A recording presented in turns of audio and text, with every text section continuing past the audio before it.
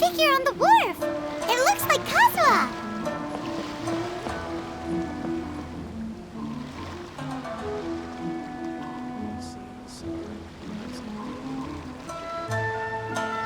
Greetings, traveler in Paimon. I heard there would be guides for the Iridori Festival, but I didn't expect it would be you two. We didn't expect to see you either. Returning as a guest for the Iridori Festival, no doubt. I was a little surprised myself when I received the invitation. But after wandering the outside world for so long, it's good to have an opportunity to return to my homeland and pay respects to my old friends. Kazuha, when we saw you in the distance just now, you seemed to be looking for something. What happened? Ah, yes. You see, when I came off the boat with everyone just now, I suddenly heard light footsteps around me. I could tell they were not footsteps of a regular passenger.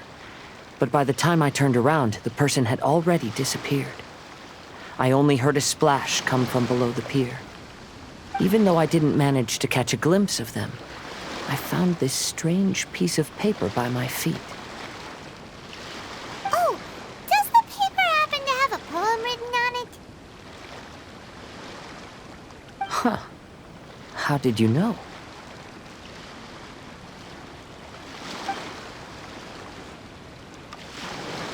Fascinating. It's almost hard to believe such things could happen. Sure, here it is. Please, have a look.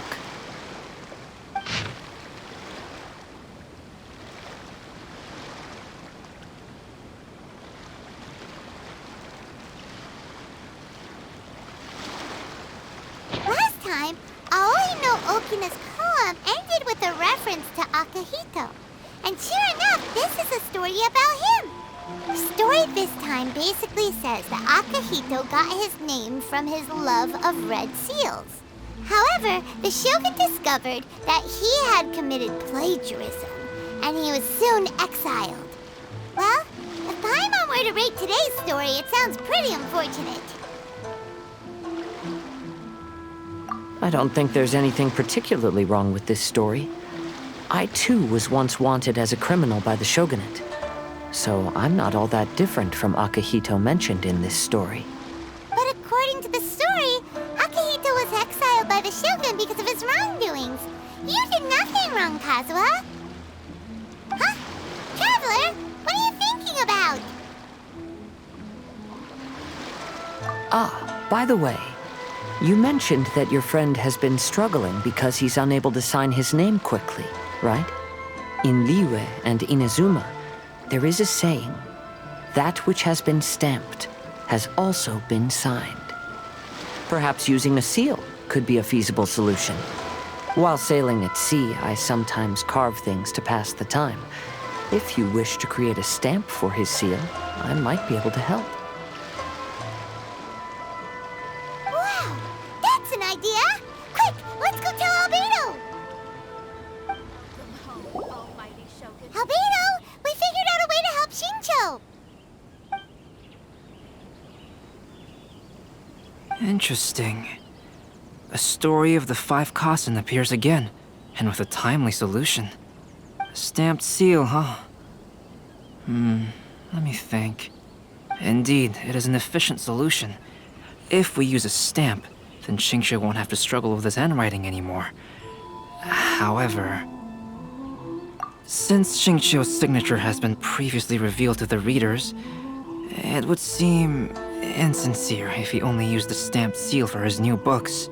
But I have another idea. Using a seal is a part of it, of course. Let's go to Ouya restaurant now to discuss my idea with everyone.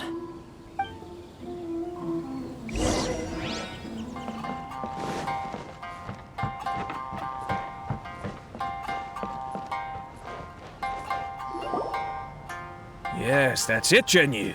Your writing has greatly improved today, which means yesterday's intensive training was effective. My apologies, but I simply can't do it anymore. My hands are so sore that I can't even move them anymore. I should have known better than to read novels during calligraphy class. You just had a 10-minute break. Come on, you can do this. When it comes to pushing a deadline, there's no one more brutal than Mr. Hirayama. No wonder Lady Yai would always send the editorial director to handle troublesome authors. Whoa, this is getting scary. It hasn't even been that long and Shincho's already zombified. Mr. Hirayama, we found a solution that might just solve our dilemma. In both Liyue and Inazuma, seals are widely used as the equivalents of a signature. If we use a stamp to leave the author's seal on the books, then we could make the signature process a lot easier. Of course, a seal on its own is not enough. So, I propose that each signature consists of 2 parts. First, we'll use a personalized seal. We can simply carve one using Chenyu's signature as the design. In addition, I'll also design a simple but elegant pattern that's easy for Chenyu to write. That way, he will only need to draw a simple pattern on each book. Let me think. All right, I think that would work. Not only does it still involve the author's own handwriting, but the result should be very beautiful as well. So, what you mean to say is, I've been saved from this predicament? Mr. Hirayama, it suddenly occurred to me that the reason we gave up on live book signings previously was because it would take too long for the author to sign each book. But if we adopted Calx's proposed method, we might have enough time to do signatures at the live event. And if all the authors signed their books in the same fashion, then Genyu's signature wouldn't look out of place. If you think it's feasible, I would certainly be happy to design signatures for the other authors as well. Yes, and you may leave carving the stamps to me. In that case, I shall contact the other 2 authors participating in the new release event. It is a great honor to use a signature designed by Calx. My pen name is quite complicated and isn't suitable for signing events. However, if we implement this new format, then it'll be a dream come true for me as well. Great! Looks like everyone's on board with the idea. I'm sorry to have kept you busy for so long, Genyu. Please, take the next few days to have a good rest. We'll handle everything from here. The books that Genyu already signed can be used as special prizes in future events held by the I Publishing House. We did it! The event is saved! Thanks to everyone's efforts, Onodera and I are finally free of that mess. That's right! You're finally free, Shincho! Maybe you should step outside for some fresh air. Onodera, please inform Lady Ai of the changes in the event planning when you have a moment. She will surely like to hear about our new idea. You're a quick thinker, Onodera. As long as you exercise a little prudence, you'll be able to achieve great things in the future. Got it. Thank you very much, Mr. Hirayama. I suppose this is all a blessing in disguise, isn't it? I'm sure readers will be thrilled to hear that the release event will also have a book signing.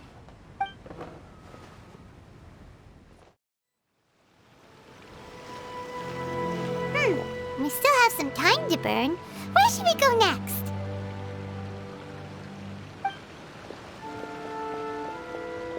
Traveler, there you are.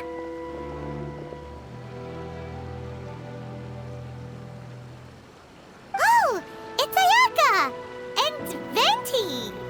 That's an interesting combo. I was just going to the festival venue to prepare the Ikebana lesson when I found a strange piece of paper on a flower stand. This bard just happened to be close by at the time. He informed me that you've also found similar papers recently. As such, we came together to find you two. But the paper she found isn't quite the same as the ones we found before. Here's the paper. Please have a look.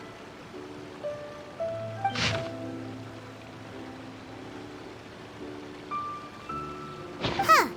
All the poems we found before were roughly the same length. But this one is only 2 lines. And even though there are only 2 short sentences, neither of them are next to the title or centered on the page. The position of the writing seems to indicate that there is other content written on this paper besides these 2 lines. If we take the poem literally, it reads, "Dip this paper in water and see the truth naturally appear." Speaking of which, I have an ancient text at home, specializing in ancient and exotic stories. It mentions a special ink that will show itself when wet and disappear when it's dry. So, shall we give it a whirl? It just so happens that there's a pond nearby.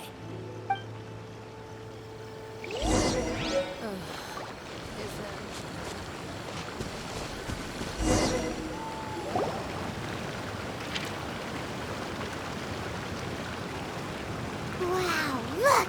It's really working! More words have appeared on the paper! Let Paimon see what it says.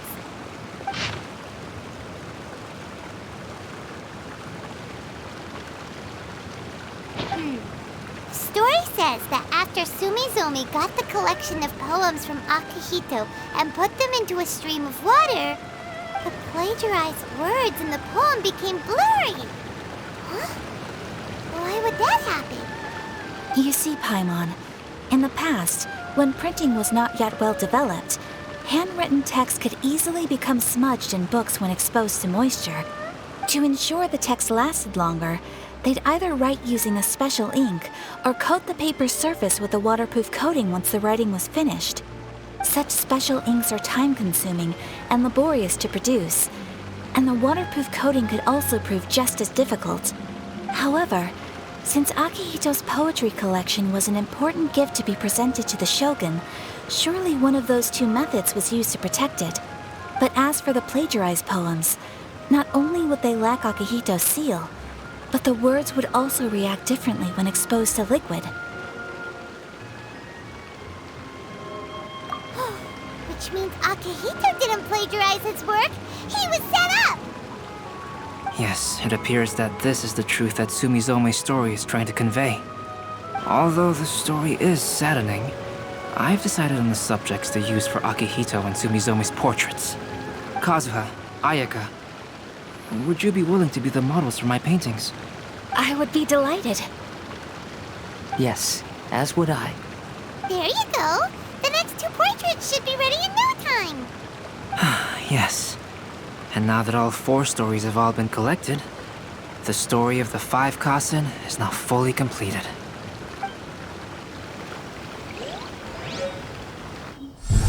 Long ago, Inazuma had 5 legendary poets. People bestowed upon them the title of the 5 Kasen. One year, the poet Suiko made his way to Tenshukaku and presented the Kasen's work for the shogun's perusal. But a page from the works of Aoi no Okina had been torn out, and Suiko was questioned regarding the matter. Suiko pleaded guilty. He admitted to drinking at the tavern the night before, and vaguely recalled a mysterious figure approaching while he was intoxicated.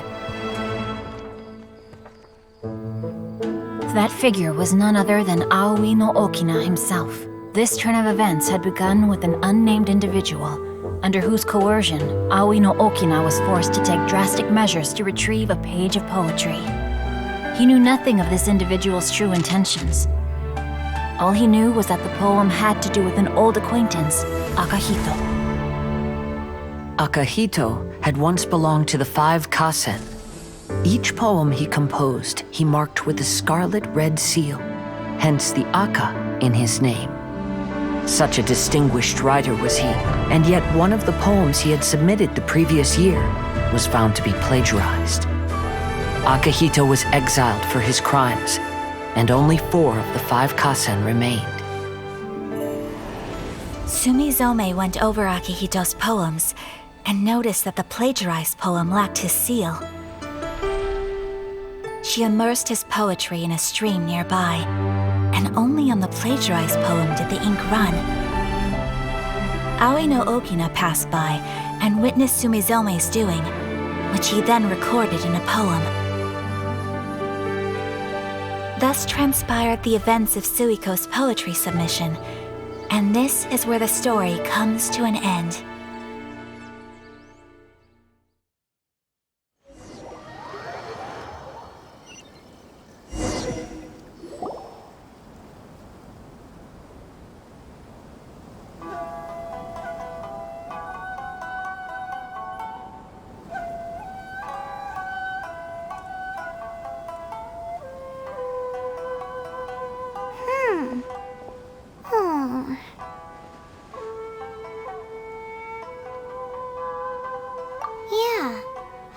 we completed the story of the 5 Kasen, there's still one thing Paimon hasn't been able to figure out. One of the 5 Kasen is called Kuronushi, right? It's just that, how could the story of the 5 Kasen finish without him appearing at all? Oh, have you really not noticed? Huh? Not noticed what? This is no time to be playing games, Tone Deaf Bard! What he means is that the story of Kuronushi was already embedded within the 4 poems. Huh? Really? That's right. The key lies in the poem that Aoi no Okina wrote after seeing Sumizome rinsing the poetry collection. An average person could never understand the scene of a young girl washing Akahito's poetry collection in a stream. Even Aoi no Okina couldn't figure out the meaning behind Sumizome's actions. He was simply reminiscing and thinking about his old acquaintances. However, for the perpetrator who framed Akahito, it was completely obvious. He was worried that if this poem was seen by the Shogun, then the Shogun could discover the truth behind the plagiarism incident. If that happened, then he'd be finished. So, in desperation, he threatened Aoi no Okina to make him tear out this poem. Which means the one who threatened Aoi no Okina is the same person that framed Akahito. What? Kuronushi? That's right. Though there are only 4 poems, they still managed to tell the complete story of all 5 Kasen. Since the Shogun mentioned in the poems is certainly not the one of the 5 Kasen, the only character left is the mysterious one with an unknown identity. Oh, okay. Paimon is finally starting to get it now. However, this also brings something else to mind. The story of the 5 Kasen has more or less reflected everything that's been happening around us lately. Which begs the question, is there a Kuronushi in our world as well? A Kuronushi? In our world? Speaking of which, I wonder if our dear Kazuha has come up with anything. Oh, right! Kazuha! He's been pretty quiet this whole time. Let's ask him! Hey, Kazuha! Are you okay? You've been standing in front of this blank canvas for a while, and you don't look so good. Apologies for making a wild assumption, but has the story of the 5 Kasen reminded you of anything? Yes. A few things did come to mind, actually. However, they were nothing more than some past incidents regarding my family.